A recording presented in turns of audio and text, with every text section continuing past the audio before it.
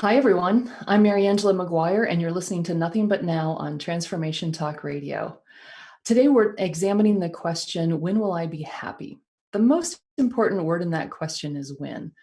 As we strive to understand the habits of mind that cause us suffering, one that I often see in my own life and in my work as a life coach is the habit of thinking that I'm waiting for something or someone to change, to arrive, to happen, to transform in some way. And when that happens, then I can be happy. And by happiness, I mean in particular being at peace, feeling content, breathing easily, breathing easily. Something I've been thinking about a lot on my morning walks with my partner. We take about a 3-mile walk in the morning. And the first part of it, we go down kind of a steep hill through the woods, but it's short. And then we walk for about a mile and we make a turn. And then we walk uphill through a residential neighborhood. And so there's a steep block and then a landing place, at the cross street, and then another steep block. And this happens for about 5 blocks.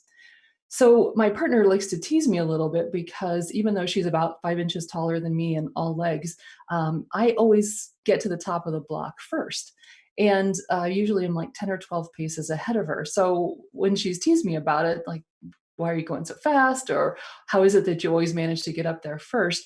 At first, because I am not a student of physics, I said, well, it feels like I have to have enough momentum to get to the top. And I don't know what I think. If I slow down, I'm going to start moving backwards. But anyway, so that was my first explanation. And then I've been paying a little bit more attention to it. And I noticed that what's really happening is that I'm rushing to try to get through the steep part so that I can get to that flat place on the top. Because I think when I get to the flat place, then I can catch my breath. Then I can actually breathe more easily. I can be a little bit more at peace. And it's great because she's behind me. So I can tell myself I'm waiting for her to catch up. So, what she's doing, right? She's walking same pace, steady pace, one step at a time. She gets to the top of each hill, not even really breaking a sweat or puffing hard. And honestly, by the time we get to about the fifth hill, it must be like walking with an aging bulldog for her because I am just huffing and puffing. And in fact, I not only can't breathe easily, I can barely catch my breath. So the last few days, sorry, I've only been doing this for a couple of weeks, but the last 2 days, I've tried the steady pace. Again, it's like a miracle, right? I can not only get to the top of each hill without huffing and puffing, I don't have to stop at the top of each hill. I can go on to the next block. So, breathing just a little bit more easily. Breathing is something we do on this show. So we do this thing at the beginning called 3 deep breaths. It's an idea from Laurie Cameron. If you don't know Laurie Cameron's work, she's a mindfulness educator. She works often in corporations doing trainings. She's written a book about incorporating mindful practices into your daily life, and this is one. This is something I haven't mentioned this before, but I often do this if I wake up in the middle of the night and I'm having a little trouble getting back to sleep. I do these 3 deep breaths. So here's how it works if you're new. The first breath, we're just going to try to pay attention to the sensation of the air entering our nostrils and exiting our mouth.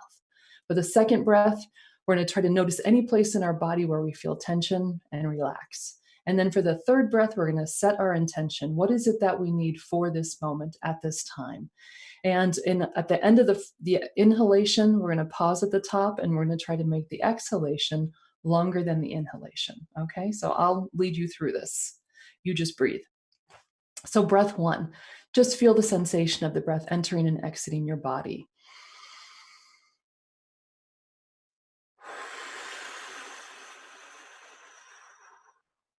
Breath 2, notice any place where you're feeling tension and relax.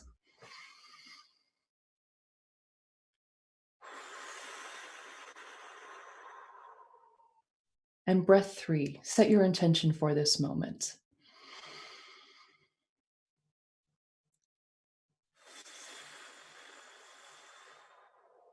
Thanks for joining me. I'll tell you, my intention for this moment is calmness because this is my first day. It is not the first time that the podcast has been streamed live on Facebook, but it's been through the Transformation Talk radio page.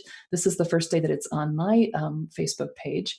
And so It makes me think about, when babies run around naked, but their eyes are closed, so they think nobody can see them. I think before, because I wasn't on Facebook, I didn't imagine anybody could see me doing this, but here we all are, and I'm glad you're with me. So our conversation today is focused on happiness. And overall, or in general, we've been talking about the process of becoming students of our own mind in order that we can notice places our mind typically goes when we're not being mindful. And mindfulness is simply bringing our full attention and awareness to the present moment and doing so without judgment. So I've talked about some practices people can engage in to try to build mindfulness, to build a capacity for a peaceful and quiet mind, to build the habit of bringing our minds back to the present moment when it inevitably wanders, and also for noticing afterwards, where are those places that my mind often wanders?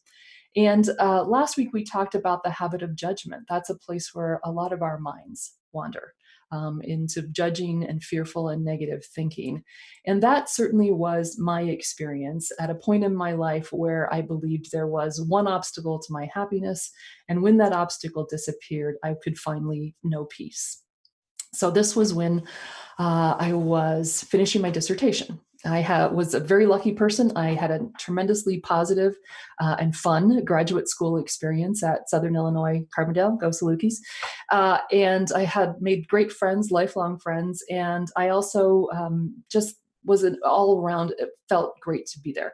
And I was extremely lucky because towards the end of that, I was able to get a job at a small college in Minnesota, Gustavus Adolphus College, and had a great experience with that. It was kind of my dream job, but they were risk takers. They hired me even though I hadn't finished my dissertation.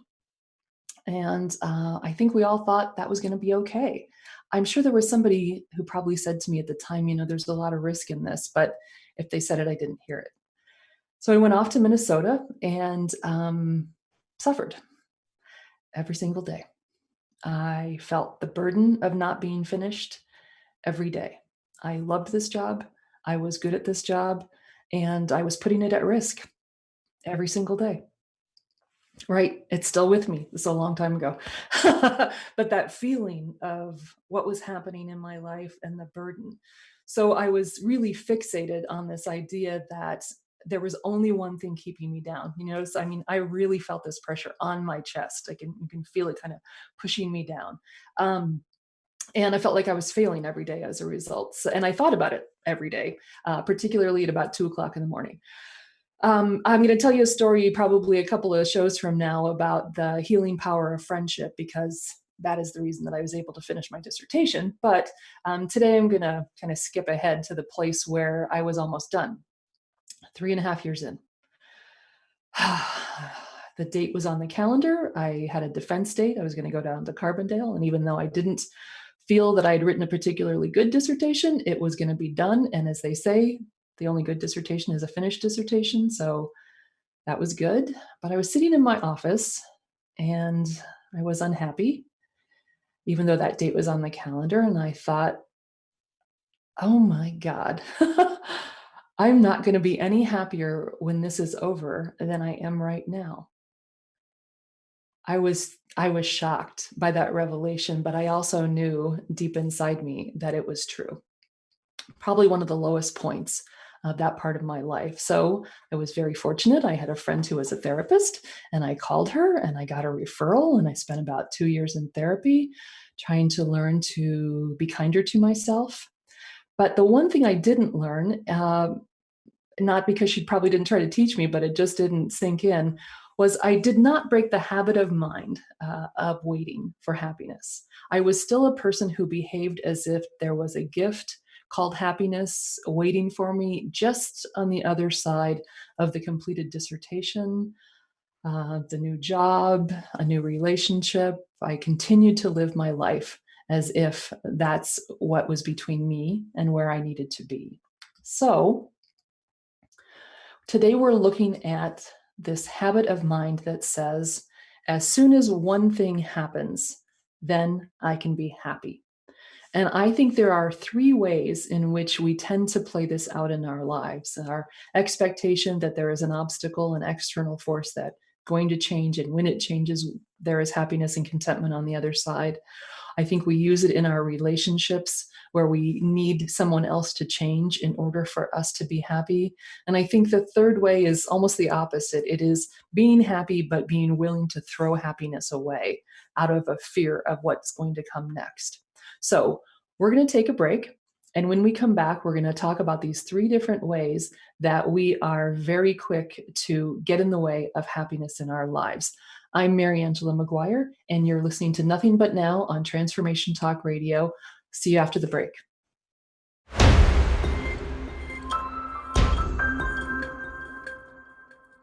Hi, everyone. Welcome back. I'm Mariangela Maguire, and you're listening to Nothing But Now on Transformation Talk Radio. And today we're talking about the habit of mind that says, as soon as X happens, I can be happy. Or it's not until X happens that I can be happy. And as I said before the break, I think this tends to play itself out in three different ways in our lives. The first is the way it played out for me with my dissertation. I was convinced that I could be happy, but that the dissertation was the obstacle, and that when that was finally completed, I would know happiness. The revelation, that realization, bolt from the blue, that that wasn't going to be the case was really a gift, because it forced me to ask different questions about myself and my life and what I thought happiness looked like and meant, and what role I played in being an obstacle to myself. So I want you to think about, what are the obstacles for you? What is between you right now and happiness? Now, I want to put a little break in there to say, right now, I can't imagine that there isn't anyone who wouldn't think, well, when the COVID pandemic ends, maybe I'll be happy. But I want to put that aside for a second, because I think it provides an important distinction that I want to make about challenging this habit of mind. And so I'm going to come back to that in a couple of minutes. But I want to think about the other things that you want you to think about with me, some of the other things that might get in the way, and all of the sometimes very ordinary and maybe even very small ways in which we are holding ourselves hostage to happiness. I think a couple of weeks ago, I mentioned that in that process of becoming a student of my own mind and noticing how I talk to myself is very important. And one of my examples, sometimes I can't stub my toe without that kind of mean voice saying, "You idiot, be more careful," right? So I think sometimes these are very ordinary ways. Is it getting up in the morning and saying, if I can just get through today, then I can know peace. If I can just get this report completed, if I can just get the car fixed, if I can just do X or Y. Think about even something like when we used to go on vacation and go away on vacation, and you might really be looking forward to it and anticipating it. But then there's that point about 24 hours before you get home where you say, "Oh, I just need to get home and back to my routine. I can't be happy right now because I'm just so eager to get back to my routine and to my ordinary way of life." So that's what I want you to think about, is just not necessarily the big things, but the little ordinary ways in which you're constantly deferring your access to happiness by saying, "I have to get this obstacle out of my way." The second way I think it plays out is in our relationships. And it can be powerful and it can be problematic to say that the only way I can be happy is for you to change. But there are lots of ways in which we do that, aren't there? We really kind of have that often in that idea in our path, or that our path is blocked because there's someone in the path who won't change their behavior. And we often think about the success or failure of a relationship being based on, if you understood me, if you loved me, if you really cared about me, you would change so that I can be happy. It's a very interesting construction. If you loved me, you would change, because when you change, I can be happy. And, we can think about very difficult kind of high stakes situations where we would say, yeah, this person's behavior is definitely causing this person's unhappiness. But that's, we want to really ask some hard questions about that. If I really allow you to be the arbiter of my happiness, if I am utterly dependent on your behavior in order for me to know peace, that's a problem, right? I think we all know that, but that doesn't mean we don't fall into it. And sometimes, again, in very ordinary ways, right? Really, I would be so much happier if you would pick up your socks. Really, I would be so much happier if you wouldn't speak to me in that tone of voice. So we're going to come back to these ideas in a minute, but just want you to be thinking about what are some of the ordinary, maybe even very low stakes ways that you are needing someone else to change in order for you to be happy. And how does that create not necessarily monumental unhappiness, but ordinary unhappiness, which is important too. And then the third idea, the way I think this plays itself out, is that we sometimes throw away our happiness. So I've been noticing this with the walking in the morning. I'm enjoying it. I did not particularly love it the first few days, but the last couple of days, especially, breathing more steadily and not rushing up the hills, that's really helped a lot. I kind of like it. And that's just a great opportunity, for that gremlin voice I've been talking about, that voice of the dictator or the critic that's always looking for a way to kind of whack us in the head. And that's what's happened on these walks some days. And I think, this feels great. I'm really enjoying it. And that voice says, yeah, what's going to happen when your partner goes back to working out at the Y every morning? Really? You think you're going to get up at 6 o'clock in the morning and go for a 3-mile walk by yourself? I don't think so. Right? Suddenly, something that's pleasurable that I'm enjoying, I've ruined with that when that voice shows up and kind of ruins the happiness that I'm feeling. And I think that that's something to also be thinking about when we talk about what is the obstacle to happiness. When is it that I have it and I just absolutely throw it away in anticipation of it going away anyhow, right?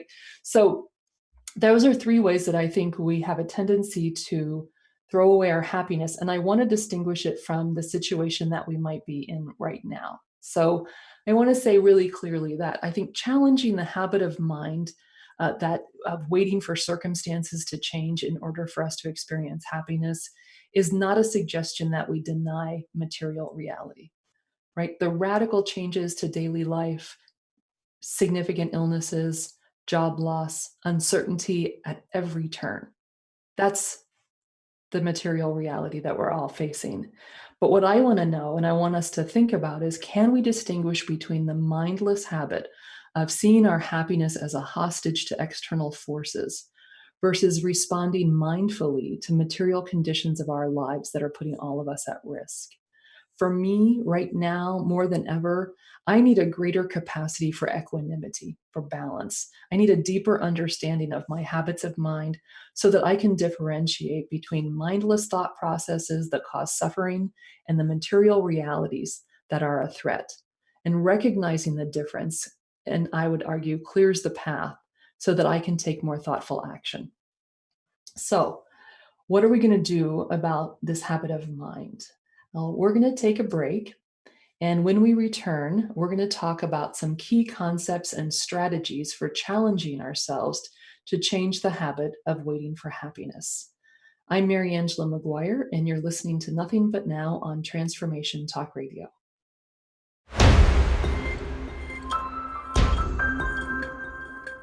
I'm Mariangela Maguire, and you're listening to Nothing But Now on Transformation Talk Radio. So our conversation today is about happiness. When can I be happy? And we've talked about the idea that we tend to have a habit of mind of putting obstacles in our path, of identifying things that have to change in our life, things that have to disappear or go away or transform, or people that have to go away or disappear or transform, or the habit perhaps of even throwing our happiness away in the moment because we're anticipating changes to our circumstance. So we've differentiated that from what we're experiencing right now in terms of the material reality of the pandemic so that we can clear the path between and notice the difference between a kind of mindless habit that creates worry and negative and fearful thinking and the action that we need to take in order to keep ourselves and our families safe. So a couple of key concepts that I think are helpful in thinking about mindfulness in general, but also about this habit of identifying obstacles to our happiness as those kind of external forces. And the first one is the phrase limiting beliefs.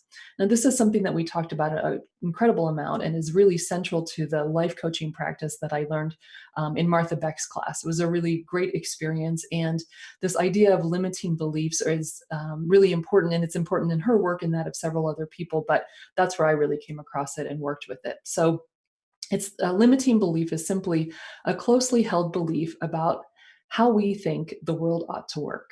How we think the world ought to work. And some of us are more aware of than others of really having some pretty strong ideas about how we think the world ought to work. But becoming a student of our own mind means becoming aware of the habits of mind, and that's a pathway to identifying limiting beliefs because they can often be the source of suffering. Because limiting beliefs tend to take the form of should statements or ought statements. So I should be able to work a full-time job and write a dissertation. And if I was a good, strong, intelligent person, I would be able to do this. And the fact that I'm struggling and suffering is just pure evidence of what a loser I am, and I'm a terrible person. So when I think about that experience of writing my dissertation, I'm very aware of the amount of mental energy I spent chastising myself, criticizing myself, energy that could have been turned in a different direction, but I didn't have the ability at that time to create any distance between myself and those beliefs and those terrible, negative, judgmental thoughts. So, that's really our goal as we think about limiting beliefs. And we've talked about this before, is creating space between that negative dialogue, that dictator voice, and the more essential self. So, one of the limiting beliefs I realized I had about a week ago was I'm very lucky. I have a friend who talks to me after the show and gives me feedback, and I'm so grateful to him and so appreciative. And we were talking last week, and I said this thing that I didn't even know I thought, but it was very helpful. I said, I just think I should be able to, now I do this weekly, right? I should be able every week to create a full, word for word manuscript of what I'm going to say in this show. Every sentence, carefully crafted, beautiful word choice, poetic if possible, right? And then on the day of the show, I ought to be able to deliver it in a manner that's absolutely extemporaneous. That actually seems like it's coming just off the top of my head and purely spontaneous. It was helpful to say that out loud and to realize how both that I actually thought that somewhere deep inside, that it was the standard I was kind of judging myself against, and how utterly impossible it was to do both of those things, particularly if you imagine a person who has in her life often experienced crippling writing anxiety would be able to produce a pristine 20-page manuscript every 7 days. Who am I? Who do I think I am? And where does it leave me to have that limiting belief? I should be able to do this. This is how the world ought to work, is that I can do this, the manuscript and the beautiful spontaneous delivery. Well, you know where it leaves me? It leaves me with that voice, that critical voice, or in my case, that diva that only speaks at an operatic volume in my ear. Wow, you can't do this, can you? I knew you couldn't do it, right? Oh, did you write the manuscript this week? I've never done that. But if I had, I'm sure there's going to be a lot of criticism of that delivery. I'll bet it was very stiff and very weak. Oh, you didn't write one? What's wrong with you? Why can't you do that? I'll bet you had a lot of verbal flubs and missteps and misstatements, and you're just so lazy. Why won't you work harder?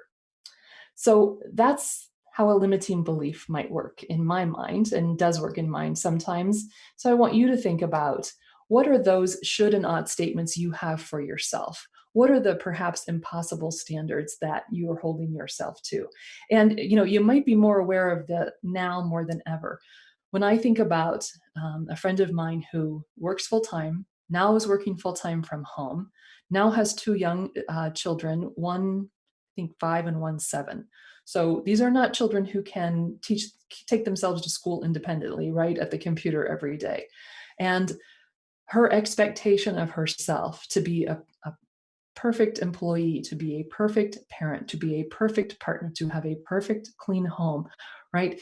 You can understand wanting all of those things, but it's that internal dialogue that is so hard on her, that is telling her that she ought to be able to achieve that. If she was a good enough person, if she was a smart enough person, if she was a hardworking enough person, she would be able to have perfect happiness in all of those areas all of the time. So, that's one thing about this situation, is that maybe it's bringing into more stark relief these kinds of expectations that we have of ourselves. But like my dissertation, when the pandemic goes away, some of this is still going to be part. If we haven't challenged this internal dialogue, it's still going to be there with just different circumstances. So, the second thing that we talked about was bringing this kind of double bind to our relationships, right? These impossible statements where we say, you ought to be able to do two utterly irreconcilable things. I lay that on myself, but then I also am going to lay that on my partner sometimes, right? That question of, if you loved me, you would be able to anticipate my every need without me ever having to articulate them. If only. Well, not really, because right. Nobody is that way, and would you really want somebody to be that way? I'm not sure.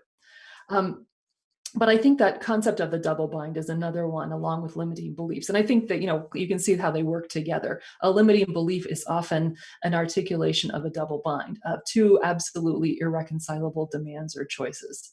And when we can't do both, that's when we often tell ourselves that we're failures in relationships and our work lives in some sense.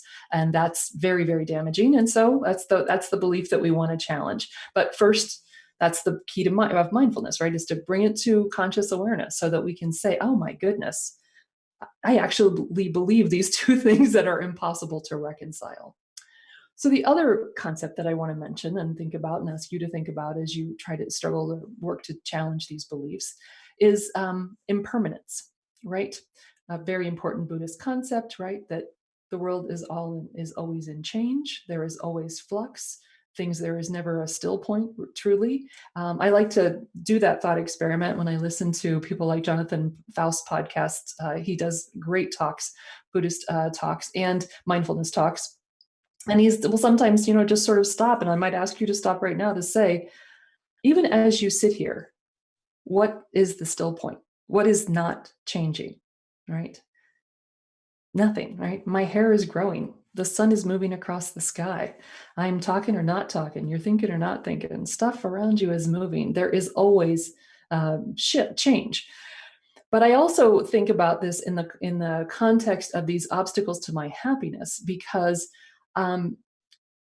I realize that more than a kind of a centered Buddhist philosophy, I really think about it more in terms of Rosanna Dana, right? If you ever listen to her, Gilda Radner's brilliant character on Saturday Night Live, she would come to the end of her observations and say, if it's always something. If it's not one thing, it's two. And that's the thing about this notion of these obstacles to our happiness, that if only X, then I'm happy, I'm content, I'm at peace. The problem is there's always something, right? As soon as I finished my dissertation, I had to worry about going up for tenure. As soon as I get a new job, I have to worry about fitting into the new environment. As soon as I move to a new location, I have to worry about selling that house in the other location, right? There is no still point. There is no point at which there isn't going to be an obstacle. And so then the question is, what can I do? Right? I can start to notice what are those should and ought statements in my life that are limiting beliefs that I am using in a sense against myself to keep myself from finding peace, contentment, happiness. Tara Brach is one of my all-time favorite people to read. She wrote a book that I hope all of you will read called Radical Acceptance. One of the things she says is that the ocean is not afraid of the waves. So for me, all of this conversation that we're having about mindfulness, about bringing peace into our lives in a very intentional, conscious effort to bring awareness to the present moment without judgment, to really be a student of our own minds, to understand where our mind tends to go so that we can challenge these limiting beliefs. All of that is so that I can be the ocean, right? The ocean is vast. The ocean is so vast that a wave is not going to destroy an ocean, right?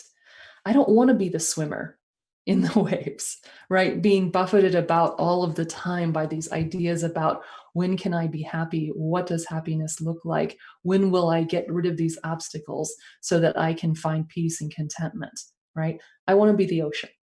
I want to be the ocean because the ocean's not afraid of the waves. So I am looking at the clock, trying to make sure I know what's happening. And So I have a final idea about something you might do. So one thing I might ask you to think about is that metaphor of being the ocean and not the waves.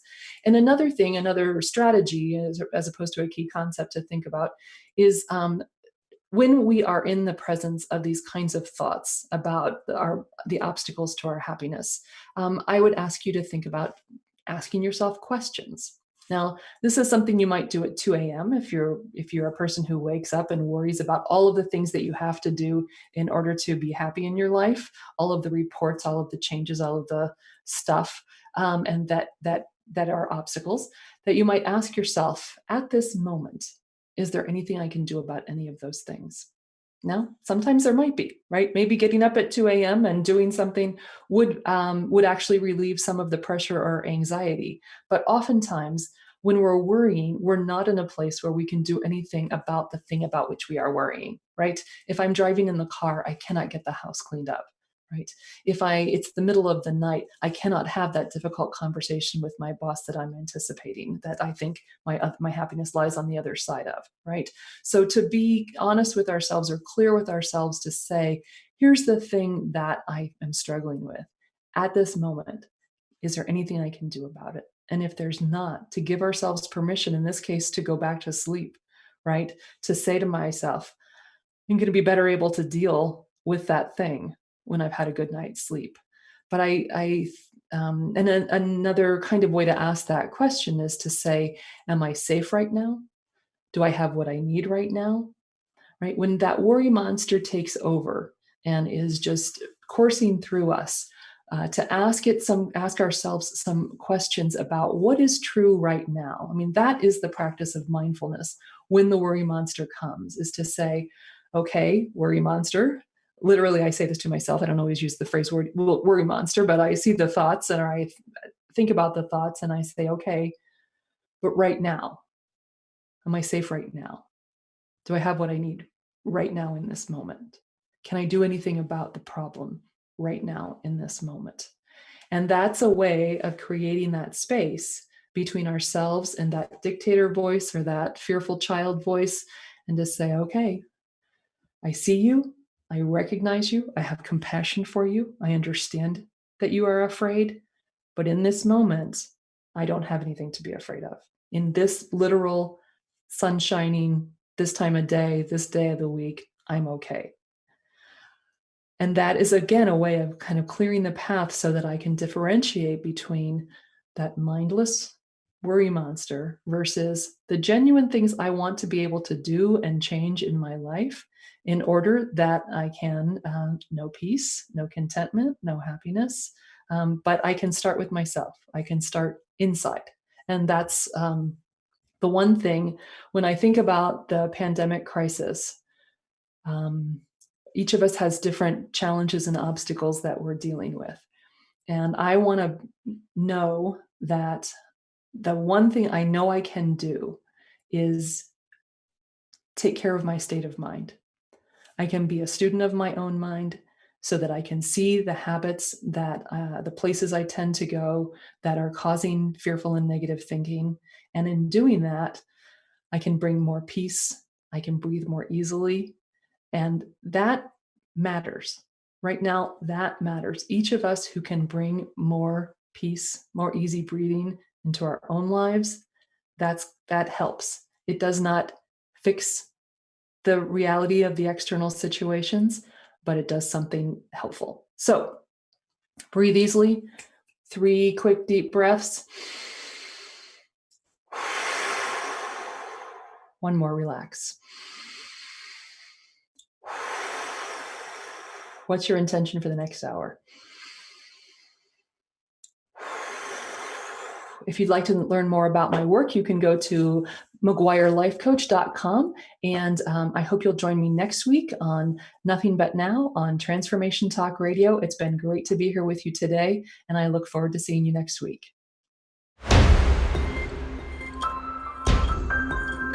Hi, everyone. Did you think I'd signed off? Yeah, I actually had.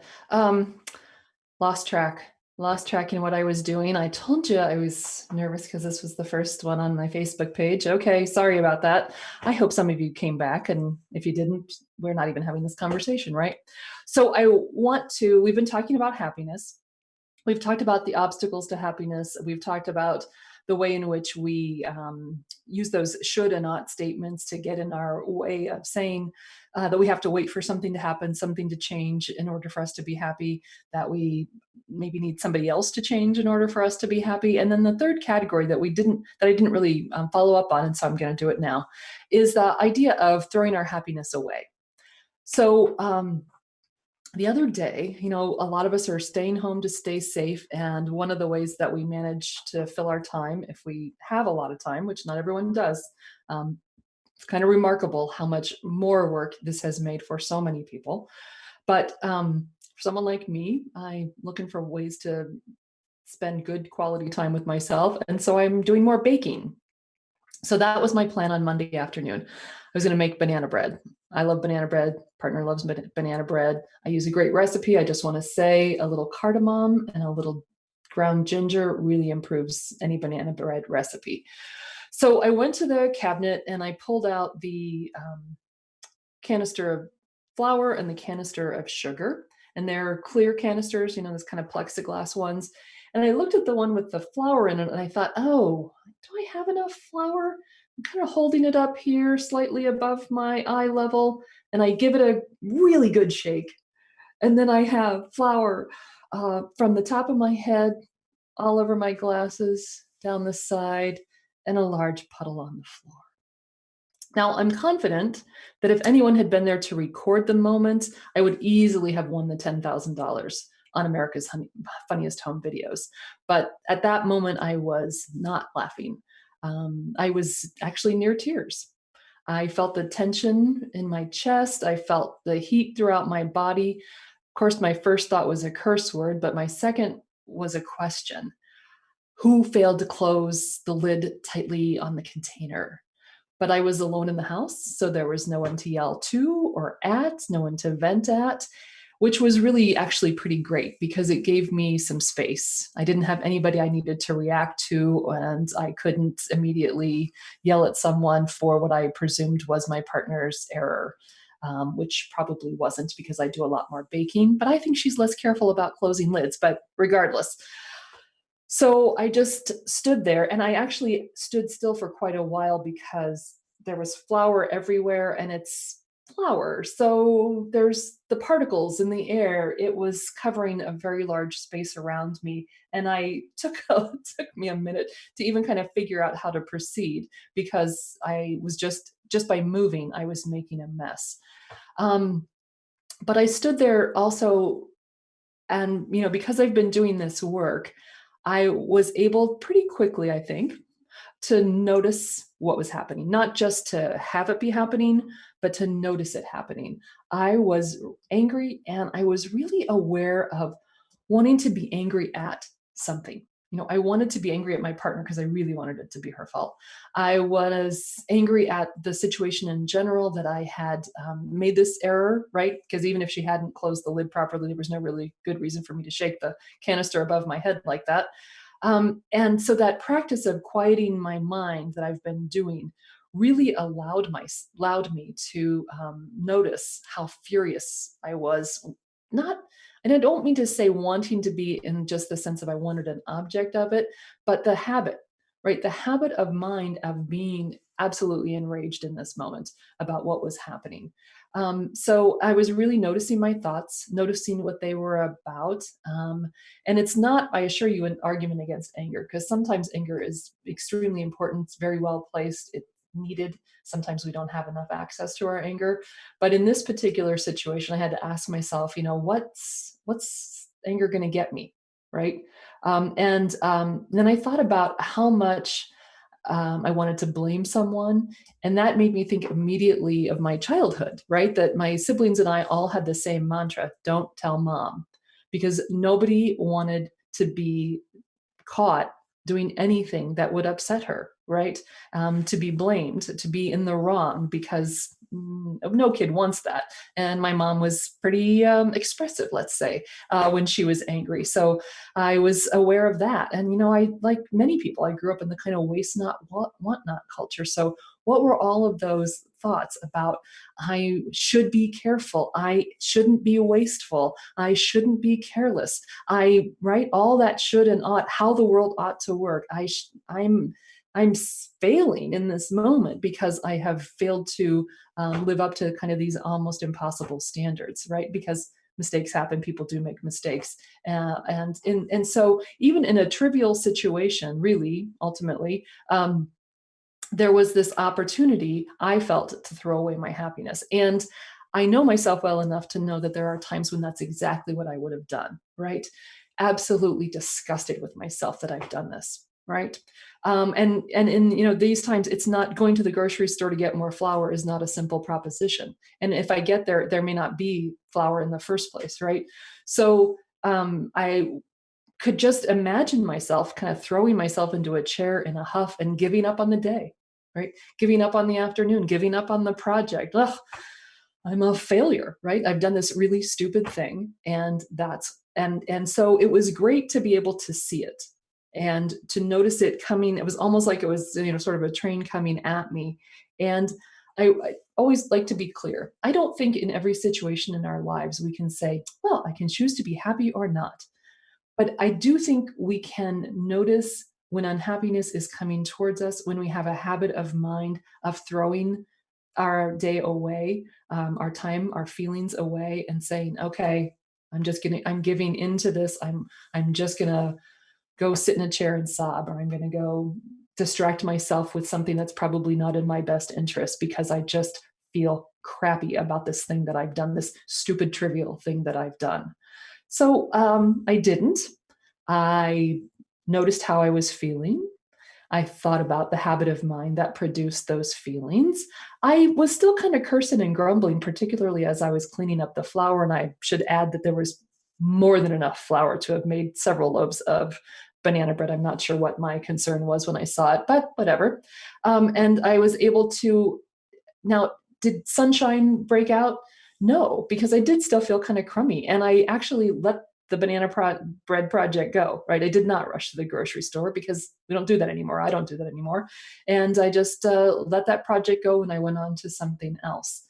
Um, it wasn't a perfect afternoon. It wasn't sunshine and roses, but neither was it sinking into that feeling, right? And throwing what had been a perfectly fine day entirely away.